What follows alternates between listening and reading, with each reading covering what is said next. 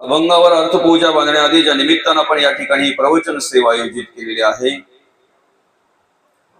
आपल्या या उशीद गावातील आणि हे भोईर परिवार आणि भोईर परिवाराचे पिता श्री कैलासवासी तुकाराम बांगो भोईर बाबांना गुरुवार दिनांक 16/4/2026 रोजी देवाज्ञा झाली। त्यांचं वृद्धापकाळाने निधन झालं आणि त्यांच्या स्मरणार्थ मरणोत्तर आपण या ठिकाणी अनेक कार्यक्रमांचं आयोजन केलेलं आहे।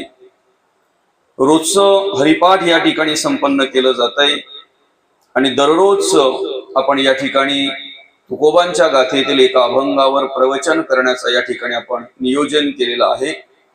त्यापैकीच आज आपण या ठिकाणी हे प्रवचन श्रवण करत आहोत।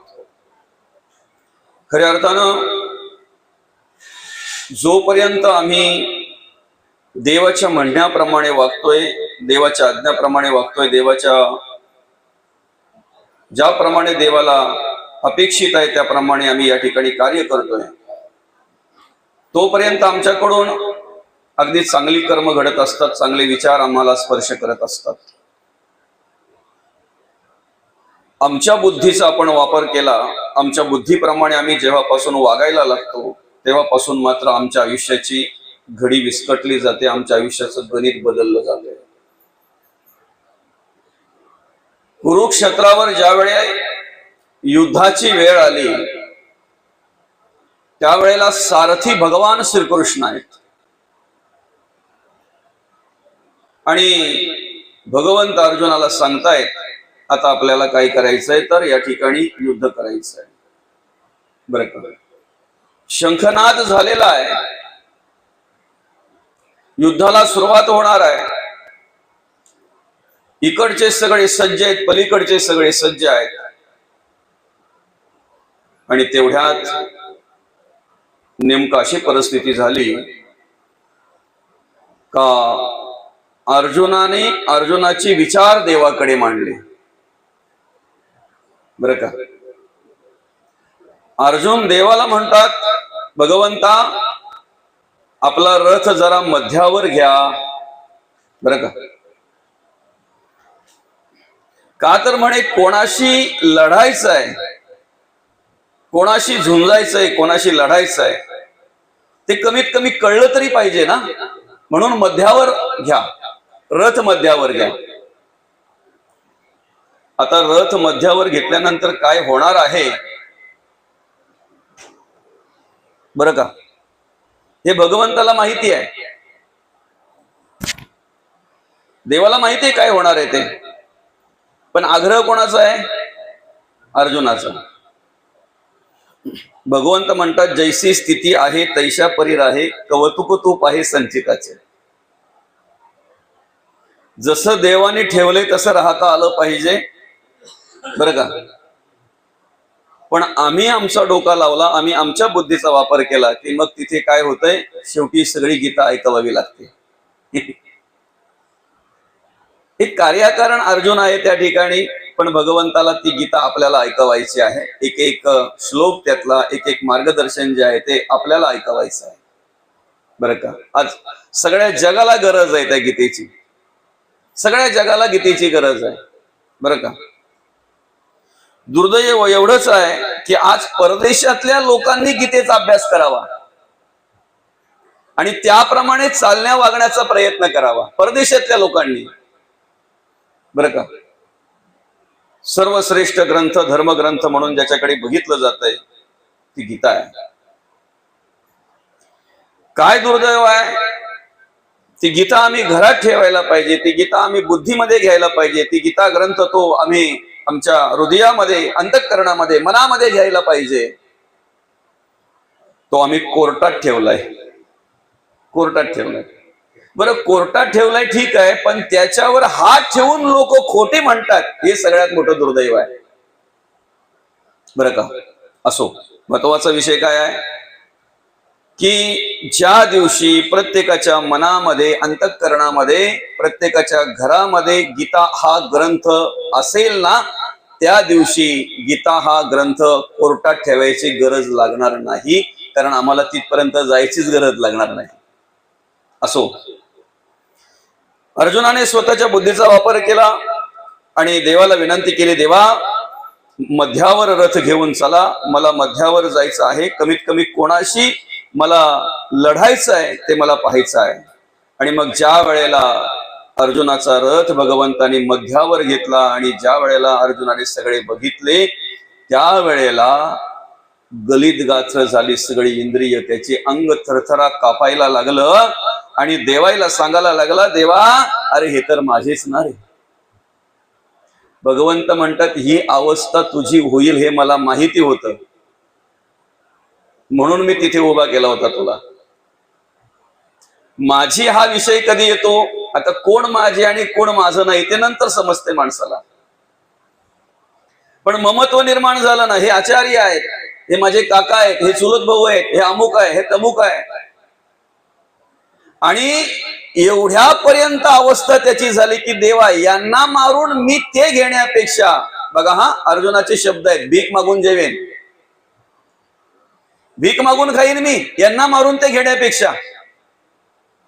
भगवंत म्हणतात अरे दादा, आणि शरीर जात हे अघवे, हे नासिवंत स्वभावे, म्हणून तू झुंजावे पंडुकुमरा. तुला झुंजायचं आहे, तुला लढायचं आहे. तू कार्याकारण पुढे उभा आहेस, मारणारा मी आहे. तुला कार्याकारण पुढे केलेलं आहे, नाम मात्र पुढे केलेलं आहे. तसे पण कर्माने ते आधी मेलेलेच आहेत, आणि कर्माने मेलेल्या माणसाला मारायची गरज लागत नाही.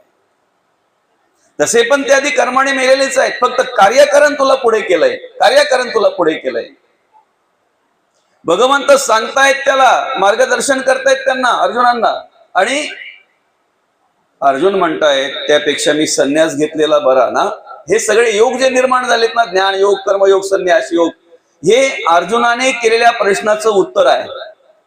अर्जुनाने जसे प्रश्न केलेत ना, तसं भगवंताने त्याला उत्तर दिलेले. म्हणजे एवढे श्लोक सगळे निर्माण झाले, गीतेची रचना झाली, प्रश्नांची उत्तर.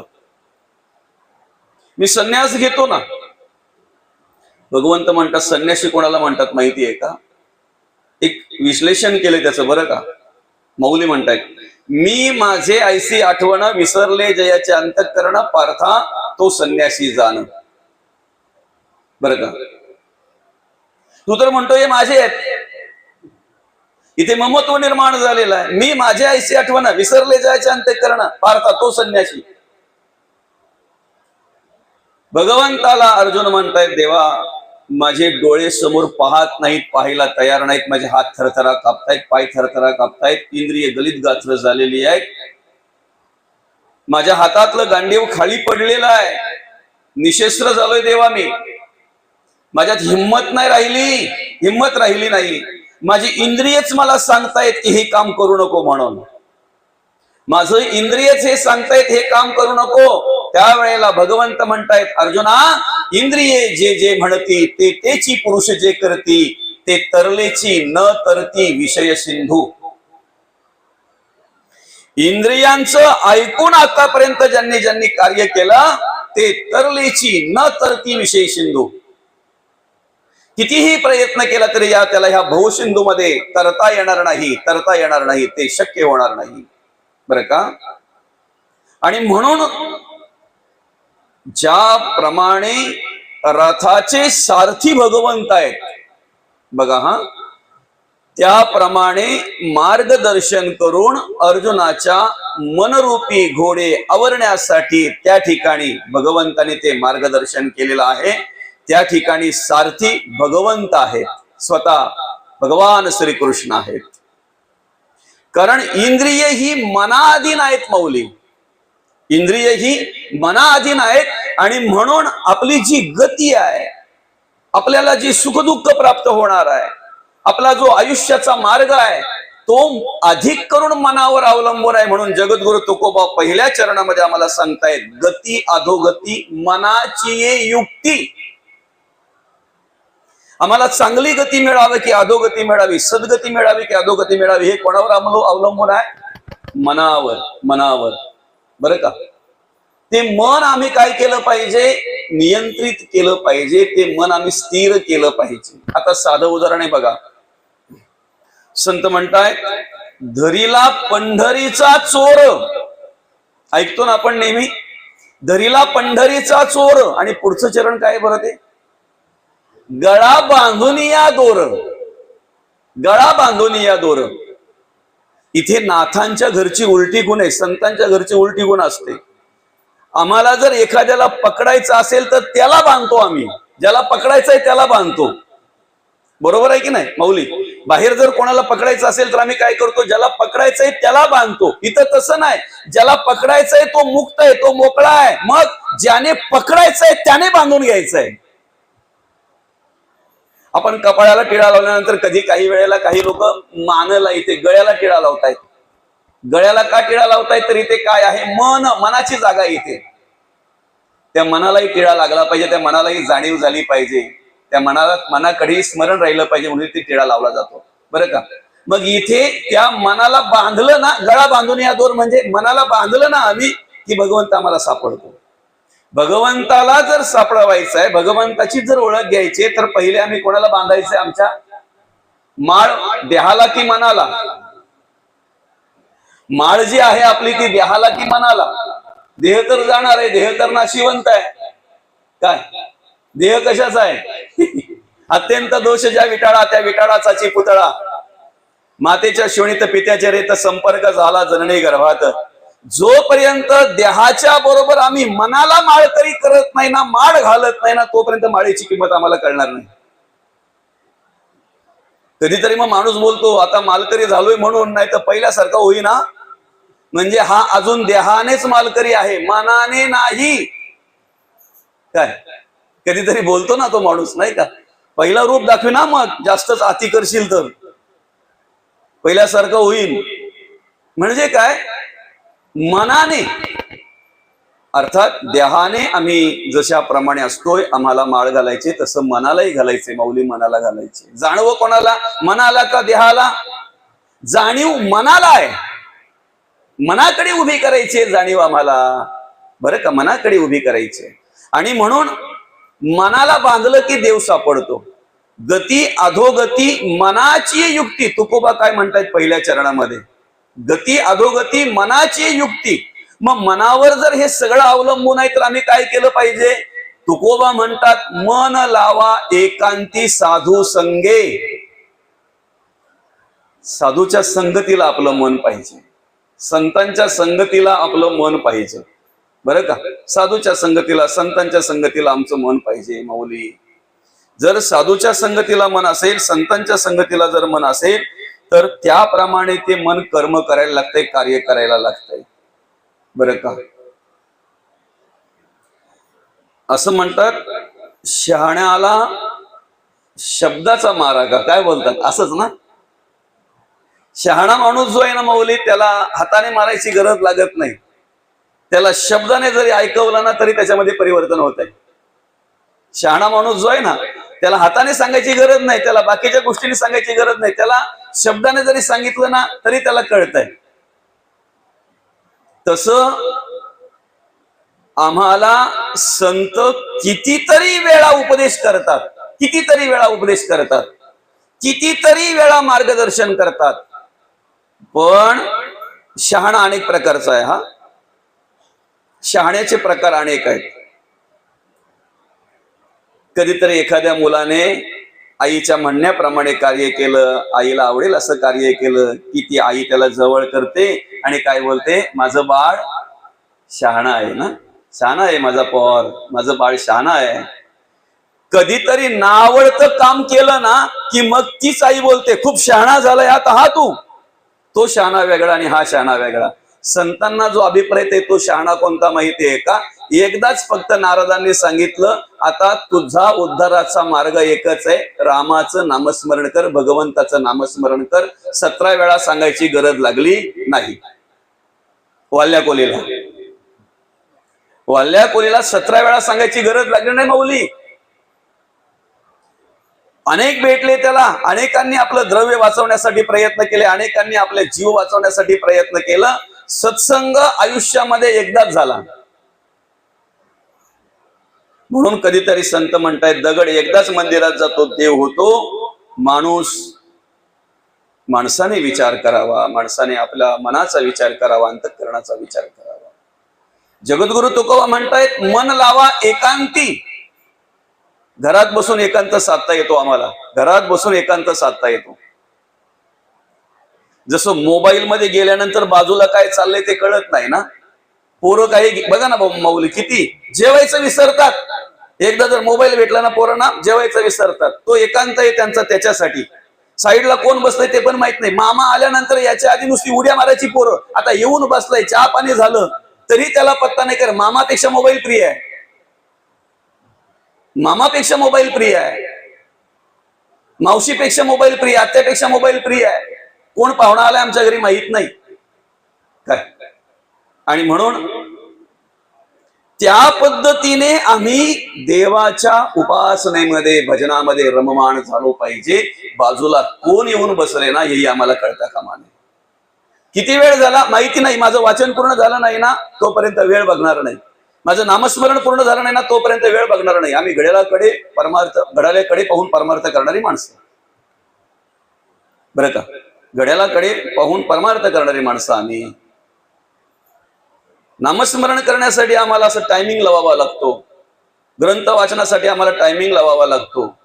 मला एक तरी माणूस असा दाखवा जेवताना टायमिंग लावलाय ना तेवढ्याच टायमामध्ये त्याचं जेवण झालंय. काय मौली आहे कोणी असं? वाईट कर्म करताना नको त्या प्रकारचे विचार ऐकताना नको त्या प्रकारे नको ते कार्य करताना कधी मनुष्य टायमिंग लावतो? कधीच नाही मौली, कधीच नाही. असो, महत्वाचा विषय काय आहे?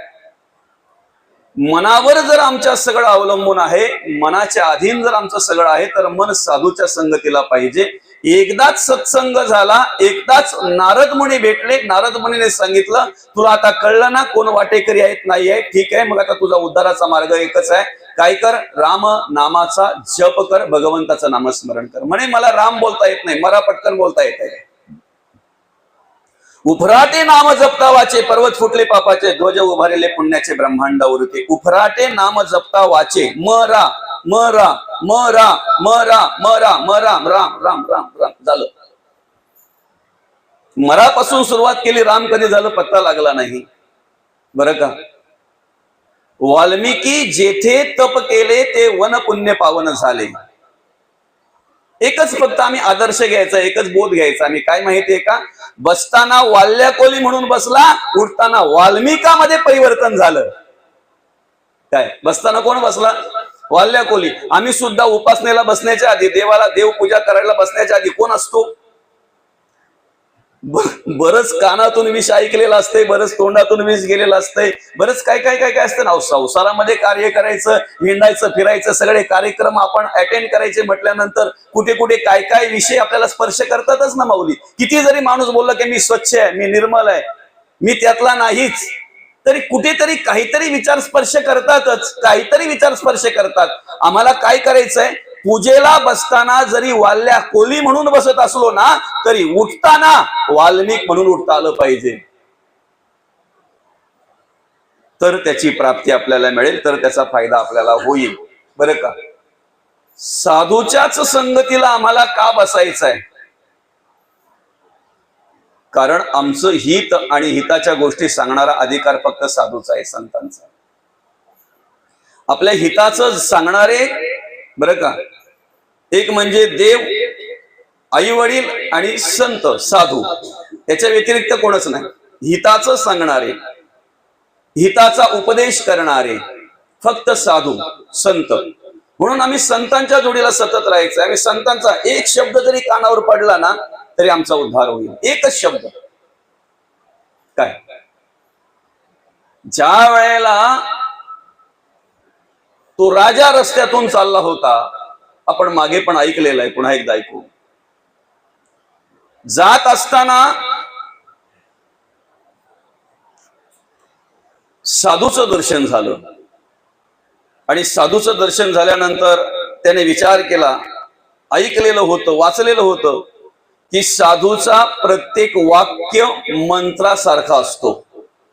ऐका हा, नाम वेगळं आहे, जे गुरुच्या कृपेने आपल्याला मिळालंय ते नाम वेगळं आणि मंत्र वेगळा. मंत्र मूलम गुरु वाक्य, गुरुचा प्रत्येक वाक्य आमच्यासाठी मंत्र आहे, म्हणून तो जपायचा आहे, जपायचा नाही. जपणे वेगळं आणि जपणं वेगळं. घराच्या बाहेर जाताना घरातले बोलतात ना जपून जा, हा तसं जपणं. प्रत्येक वाक्य आम्ही जपायचं आहे. जर मुलाने वाईट कर्म केली तर त्याला कमी बोलतात लोक, पण बापाला जास्त बोलतात. तुझ्या बापाने तुला हे शिकवलंय का? तसं आपल्याकडून जर काही घडलं तर आपल्याला कमी, गुरुला जास्त दोष लागतो. म्हणून गुरुचा प्रत्येक वाक्य हा मंत्र आहे आणि तो आम्ही जपायचा आहे. त्याप्रमाणे आम्ही वागण्याचा प्रयत्न करायचा आहे, जगण्याचा प्रयत्न करायचा आहे.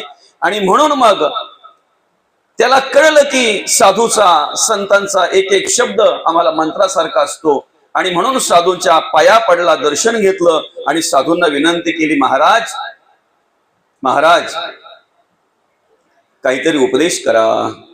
चालता चालता फक्त साधू बोलून गेले, प्रत्येक कार्य करताना विचारपूर्वक कर. काय बोलून गेले?